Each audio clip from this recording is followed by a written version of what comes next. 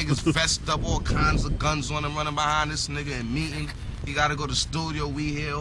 So y'all was holding them down, really like, holding them down, like opening doors, like this nigga was a fucking boss for real, man. Say that again? Like we was holding this nigga down like he was a boss for real, man. Yeah, like something like we was like he was a boss, opening doors, pistols, all that. We was the security. So let me ask you a question.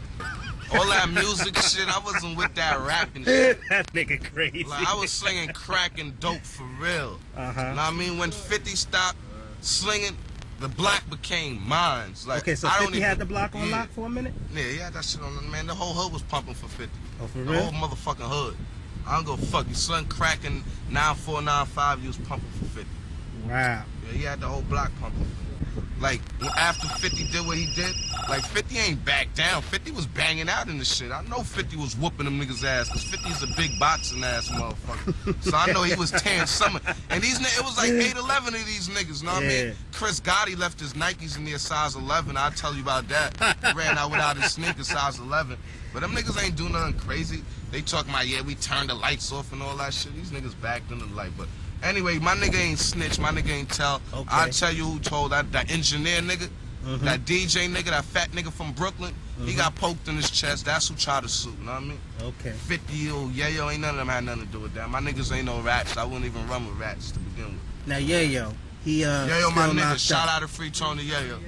Free Tony Yayo. Cause he was a part of this, started this shit too. You know what? I really used to look up to 50, kid. I keep it real, this nigga from the same hood. I watched that nigga do his thing in the hood, knock niggas the fuck out, get money. Son ran that block. That whole block was his. Niggas used to hustle for son. Everybody used to get money for that nigga. Oh, okay, then. I'll say, but son was always a big ass nigga. That would be a big boxing nigga. Right. So he used to fuck niggas up in the hood. This gun game wasn't crazy, but he used to whoop niggas' ass, break niggas' jaws, do all of that. What's going on with Tony? What's up with Yayo, man? Yayo, my nigga. Is he out or is he still there? Yayo in the pen. Yayo in the pen. Cause me and son started this, like, he pulled me in. Know He's from this hood right here? Yeah, hey, all of us, man. All of us. I got money with him. We smoked crack together. I remember when I was fucked up there, let me hold some pieces here. When he was fucked up, Smurf, let me hold some here. It was like that, man. We grind. 50 Cent's life has become one of legend. Because once niggas know your background, and you really do half of the things you rap about, because half of these rappers is liars. See, like in New York, he was already popular because he was a hustler, but when he started rapping, they embraced him even more. I think 50 is as authentic as they come. He's a bona fide street gangster. 95% of these rappers is liars, know what I mean?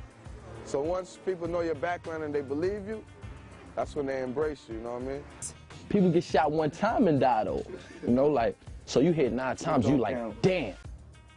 It's like a whole movie with him. He was one of the biggest, youngest drug dealers at that time. From 94, 95, he was one of the biggest, youngest drug dealers. At that time, he was like 19. Ultimately, it is a tale of triumph over adversity. He was out here with us. So it's like when you see somebody out here with you every day, when you see it for yourself firsthand, then you know what I'm saying, in a way, it's like it inspires you. He's authentic to people. The stuff he's talking about that's coming out of his mouth, his struggle, his pain, is authentic. At 12 years old, Curtis was arrested for the first time for unlawful possession of a firearm and crack cocaine. It would become the first of many convictions. In high school, he was like in the 9th grade, and he got caught through the metal detectors. But he was young, so they suspended him from school, and they had to release him. So, you know, once you're a certain age, you can't go to jail. Got caught with cracks in the school. But he was really doing that, man. Like, 50 been boxing since he was like 13. That's why he had advantage on everybody in the hood, because he was always a bigger dude and he could fight. Like, yeah, he broke a lot of people's jaws in the hood, too. I ain't gonna lie, sit up here talk bad about him. He did that. Know what I mean? He still boxed to this day. And he would punch the shit out you, like I said. He would knock you out. Like, hand to hand, you wasn't gonna see him. He can fight. By the time he was 19, Curtis was making $5,000 a day from selling crack and heroin, and drove both a Land Cruiser and a luxury Mercedes-Benz 400 SE. And he had a Benz, you feel me? 50 had a Benz. Before this rap shit, he had a Benz, man. He was getting paper, man. You feel me? And we used to sit on the block and talk, man. You know what I'm saying? But Hey, he did it. You could tell, man, you 19 and you got a Benz, a SC 400. You that nigga, hell yeah, you successful.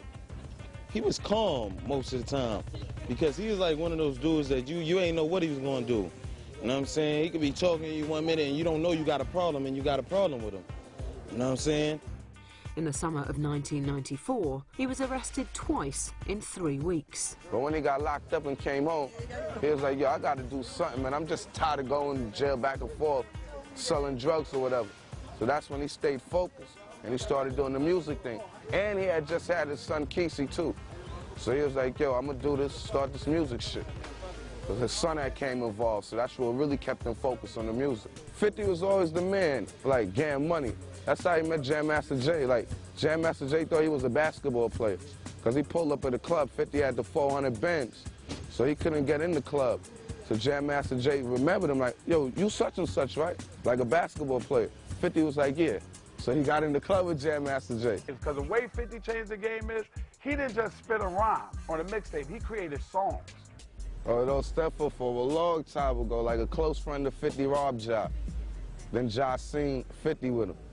So 50, you know, he rapping now at the time, so he tried to tell Ja what up. So Ja was looking at him, and 50 had his hand out. So 50 pulled his hand back and was like, yeah, whatever. I mean, that's how that happened in the club. So ever since then, 50 seen him again in Atlanta. And that's when they had a fight. 50 punched him in the eye and took his chain. Yeah. Still got love for homie. I don't care what interview I got. I ain't never gonna come out and just badmouth him, you know what I'm saying? I'm gonna speak my piece always, but I ain't gonna sit up here and badmouth nobody. But I'll let you know the truth, though.